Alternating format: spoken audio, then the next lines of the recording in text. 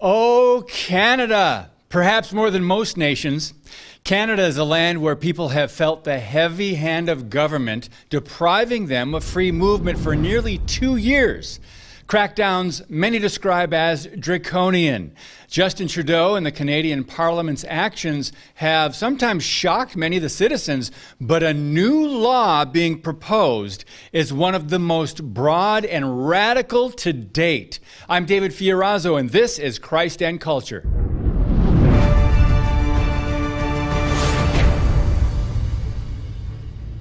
Hate crimes legislation known as Bill C-36 is something for Americans to keep an eye on as well. Here's how it would work, believe it or not. Canadians are encouraged to report their fellow citizens to the authorities. People could then be taken to court and penalized before they even post something online, assuming their motive to be hateful. That's right.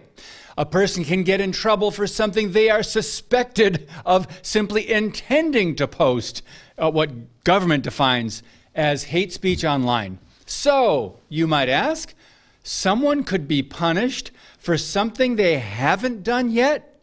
Yep.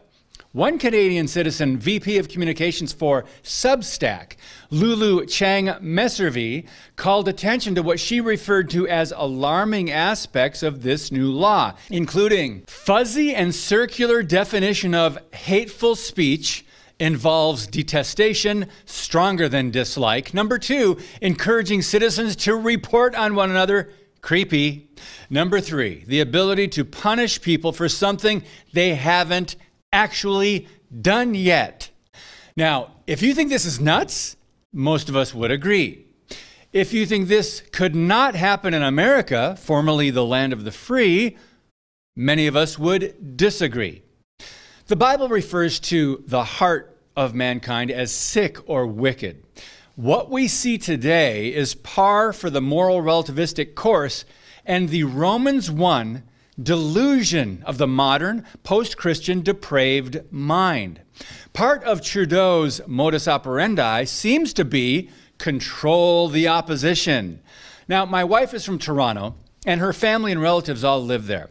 I called my brother-in-law, Luciano Di Loreto, to get his thoughts about this, and one of the first things he said was, if everyone was arrested or punished for thinking thoughts that others declare to be hateful, we'd all be in jail. He mentioned reading a book about Nazi Germany where citizens were told to spy on their neighbors and turn them over to the authorities. We all know how that ended. Why is it that we have such a hard time learning from and remembering past history? That was in the 1930s, by the way. So here we are in the year 2022, and according to this legislation, online hate speech is defined as discriminatory practice to communicate or cause to be communicated hate speech by means of the internet or other means of telecommunication in a context in which the hate speech is likely to foment detestation or vilification of an individual or group of individuals on the basis of a prohibited ground of discrimination, end quote. Wow.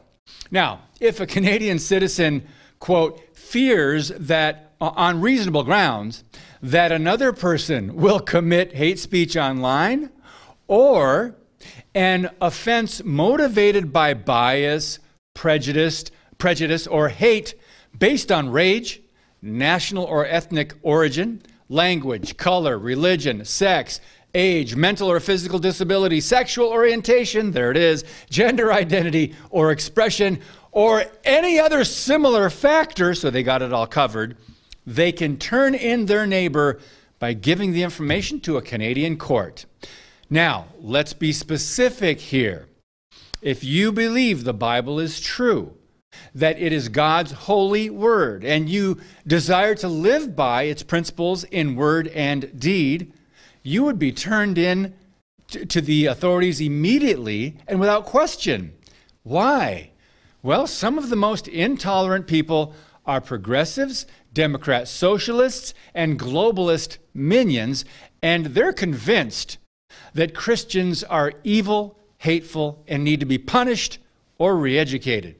Over at Harbinger's Daily, editors quoted a guest I've had on Stand Up for the Truth podcast, Christian writer Samuel Say, who recently said this: Canada isn't just a post-Christian nation, it's an anti-Christian nation, end quote. Now, I would add that America is not too far behind.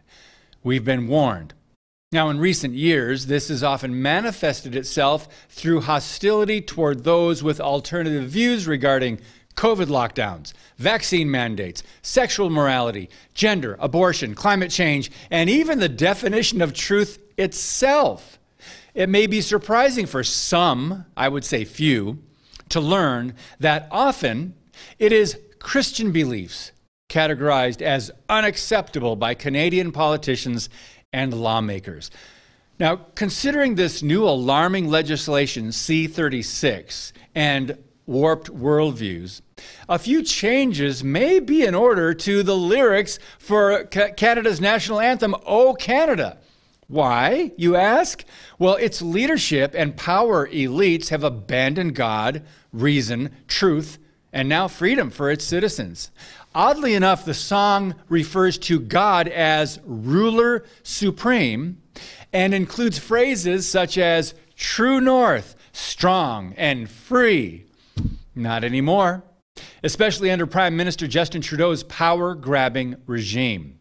Writing for The Spectator, Douglas Murray stated this: Trudeau and his deputy have spent the past week introducing measures that mean that anyone who was involved in the freedom protests and anybody who in any way supported the protests will be forced out of the economy.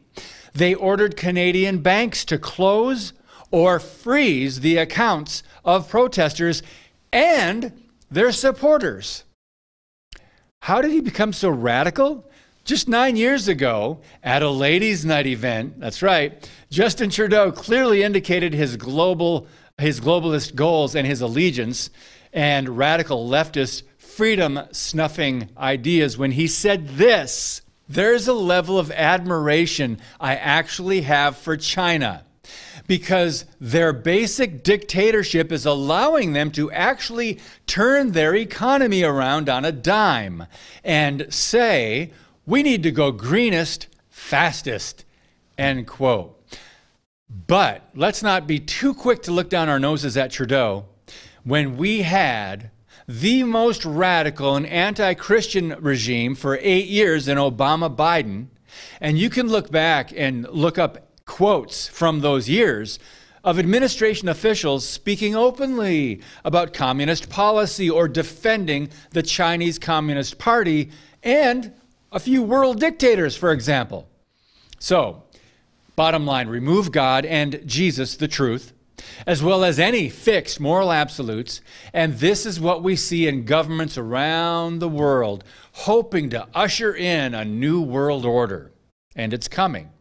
And it's all prophetic. But that doesn't mean we should cheer it on or help speed things along by electing God haters to lead and supposedly serve people created in his image. God bless you, and keep speaking the truth about things that matter.